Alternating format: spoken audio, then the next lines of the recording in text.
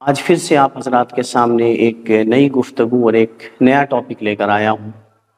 اور جو بہت ہی اہم ہے۔ اور جیسا کہ آپ سبھی جانتے ہیں کہ آج کل جو ہندوستان میں چل رہا ہے وہ کیا چل رہا ہے، اور ہم اس ہندوستان کے رہنے والے ہیں تو ضروری ہے ہمارے لیے کہ ہندوستان میں جو چل رہا ہے ہم اس کے بارے میں جانیں، کیونکہ جو کچھ ہمارے گھر میں چلتا ہے گھر والوں کے لیے جاننا ضروری ہوتا ہے کہ ہمارے گھر میں کیا چل رہا ہے۔ تو ایک رپورٹ آتی ہے کہ ہریانہ میں جو کچھ بھی ہوا اس کے لیے ہم سب غمزدہ ہیں، اور اس کے لیے ہم سب افسوس کر رہے ہیں، اور اس کا دلی تکلیف ہے ہم سبھی کو کہ جو دو سمدایوں کے درمیان جو کچھ بھی ہوا، اور اس میں جن غریبوں کا گھر اجڑا اور ان میں جو مارے گئے، جو ستائے گئے، ان سب کے لیے ہماری تکلیف برابر ہے۔ ان سب کے لیے، چاہے جس سمدائے کے وہ ہندو ہوں یا مسلم ہوں، ان دونوں کے لیے ہماری تکلیف اور ان کے پریجنوں کے لیے ہمارا غم برابر کا ہے۔ لیکن اس میں ایک بات سامنے آئی ہے اس کے بعد کہ چند گاؤں نے مل کر کے ایک پنچایت کی، اور پنچایت میں یہ کہا گیا کہ ایک خاص سمدائے یعنی کہ مسلمانوں کا بائیکاٹ کیا جائے،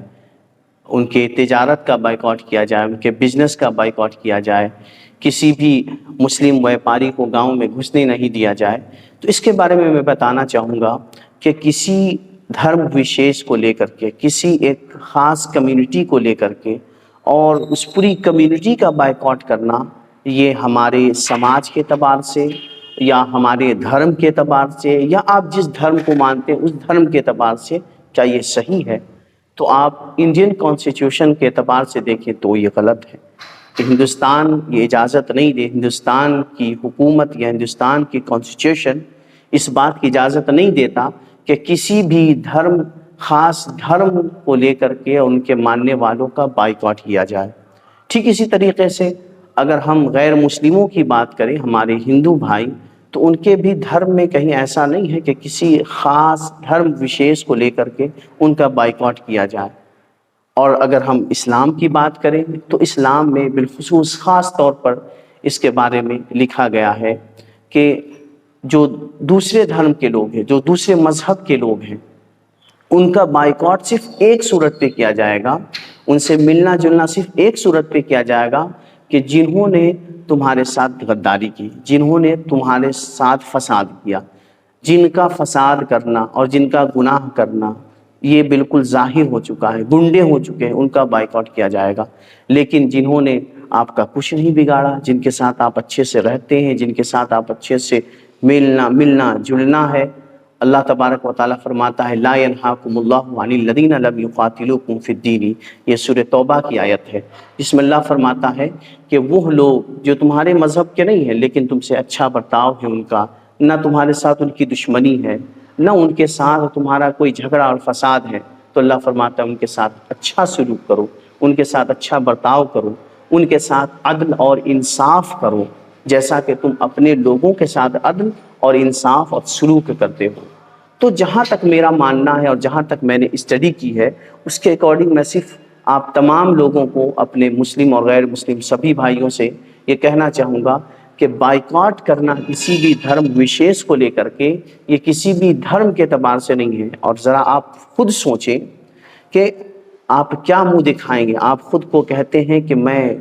دھارمک ہوں، تو دھرم کی باتیں کہاں چلی گئی؟ کیا آپ کو یقین نہیں کہ آپ کو بھی مرنے کے بعد، جیسا کہ میں نے بھی پڑھائی کی ہے کہ مرنے کے بعد آپ کا بھی حساب ہوگا؟ ہمارا بھی، جس سے ہمارا عقیدہ ہے کہ ہمیں بھی مرنے کے بعد رب کے سامنے حساب دینا ہے، ویسے ہی غیر مسلموں کا بھی یہ عقیدہ ہے کہ مرنے کے بعد سورگ ہوگا، نرک ہوگا۔ سورگ میں وہ جائیں گے جنہوں نے کسی کو نہیں پریشان کیا، جنہوں نے بھوکوں کو کھلایا، جنہوں نے دوسروں کو سپورٹ کیا، غریبوں کا سہارا بنے۔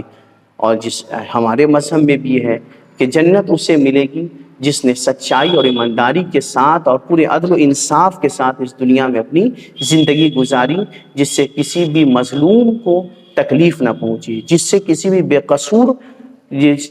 قصور کا حق نہ مارا گیا، وہی جنت کے لائق ہوگا، ورنہ وہ جہنم کے لائق ہوگا۔ تو بس میرے دوستوں اور میرے ساتھیوں، آپ سے گزارش یہ ہے کہ امن و امان بنائیں، سکون بنائیں، اور ایسے کوئی بھی کسی کا ساتھ آپ نہ دیں کہ جو اس طرح کے کاموں میں ملوث ہوں۔ جو انسانیت کے خلاف قدم اٹھاتے ہیں یا دھرم کے خلاف ہو جاتے ہیں اور اپنا پاور بچانے کے لیے، اپنی قوت بچانے کے لیے آپ لوگوں کو اپنے کام میں شریک کر کے، اپنے کام میں اپنا سپورٹ بڑھا کر کے اس طرح کا خرافات اور اس طرح کا فساد دنیا میں پھیلا رہے ہیں، ان سے بچیں۔ اور یہی میری گزارش ہے کہ اس سچائی پر عمل کریں، صحیح راہ پر چلیں، تاکہ ہمارا ہندوستان کھلے پھلے اور پھولے، اس میں کسی کے ساتھ انیائے اور ظلم زبردستی نہ ہو۔